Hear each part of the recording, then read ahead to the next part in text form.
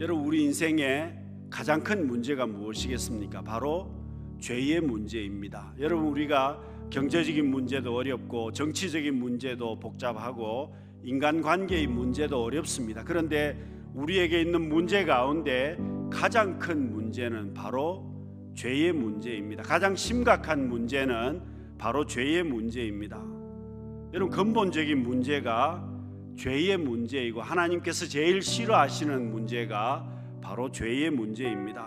그래서 여러분, 예수님께서 이 문제를 해결하시기 위해서 이 땅에 오셨고 십자가를 지셨습니다. 예수님께서 십자가를 지심으로 인해서 우리가 죄 용서함을 받게 되었습니다.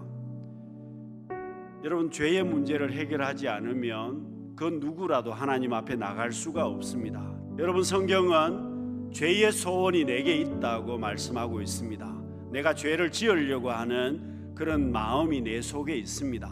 그때 하나님께서 우리에게 하시는 말씀은 죄를 짓고 싶은 마음이 있으면 거기에 끌려다니지 말고 죄를 다스리고 살라고 말씀하십니다. 여러분, 이게 내 의지나 내 생각대로 잘 되지 않습니다. 그래서 하나님께서 우리에게 은혜를 주십니다. 죄를 다스릴 수 있도록 성령님께서 우리에게 깨달음을 주시고 우리를 인도하여 주십니다. 그래서 여러분, 주님의 십자가를 생각하면서 우리가 사순절을 보내면서 여러분, 우리에게 문제가 있다면 하나님께서 깨달음을 주실 때에, 기회를 주시고 시간을 주실 때에 우리가 하나님 앞에 나아가심을 통해서 온전히 회복할 수 있는 복된 시간이 다 되시기를 바랍니다. 죄에서 자유함을 주셨습니다. 그런데 여러분, 이게 공짜로 된 것이 아닙니다. 주님께서 말로만 하신 것이 아니라는 겁니다. 주님께서 대가를 지불하셨습니다. 사랑하는 성도 여러분, 자식을 생각하는 부모님을 생각하면 우리가 눈시울이 뜨거워집니다. 여러분, 마찬가지입니다. 주님의 십자가를 생각하면 우리는 마음에 뜨거움이 있습니다. 여러분, 주님의 십자가를 내가 생각하게 되면 내 마음에 정말 죄송함이 있습니다. 주님의 십자가를 내가 생각하면 내 마음에 주님 앞에 정말 미안함이 있습니다. 여러분, 주님께서 엄청난 대가를 지불하시고 우리에게 영생의 복을 허락해 주셨기 때문입니다. 여러분, 그렇습니다. 이제 용서의 복을 누린 사람들은 어떻게 살아야 되겠습니까? 오늘 우리는 말씀을 붙들고 살아야 되는 사람들입니다.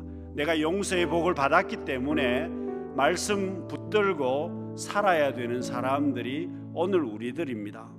여러분, 오늘 우리는 용서함을 받은 사람들입니다. 죄 용서함의 복을 받은 우리들입니다.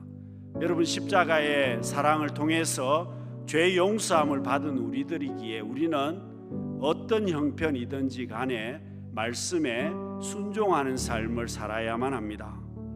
여러분, 승리하든지 실패하든지 어떤 상황이든지 간에 우리는 말씀에 순종하는 삶을 살아갈 때 가장 복 있는 삶을 살게 될 것입니다.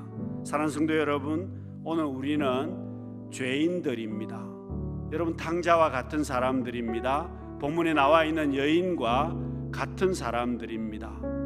여러분, 우리는 그런 사람들이고 심판의 도를 맞아서 죽어야 되는 사람들인데 주님께서 십자가를 지심으로 인해서 우리에게 죄 용서함을 베풀어 주시고 하나님의 자녀 삼아 주셨습니다. 이제 우리는 주님께서 우리에게 주신 사명대로 말씀 붙들고 우리는 나아가야만 합니다. 이제는 말씀대로 섬기고 베푸는 삶을 살아야 되고 하나님 앞에 겸손한 삶을 살아야만 합니다. 여러분, 하나님께서 내게 놀라운 은혜를 주셨으니 여러분, 이 사순절의 시간을 보내면서 주님의 십자가의 사랑을 기억하시면서 우리가 하나님의 말씀 붙들고 제자로서의 삶을 복되게 살아갈 수 있는 우리 모두가 되실 수 있기를 바랍니다. 기도하겠습니다.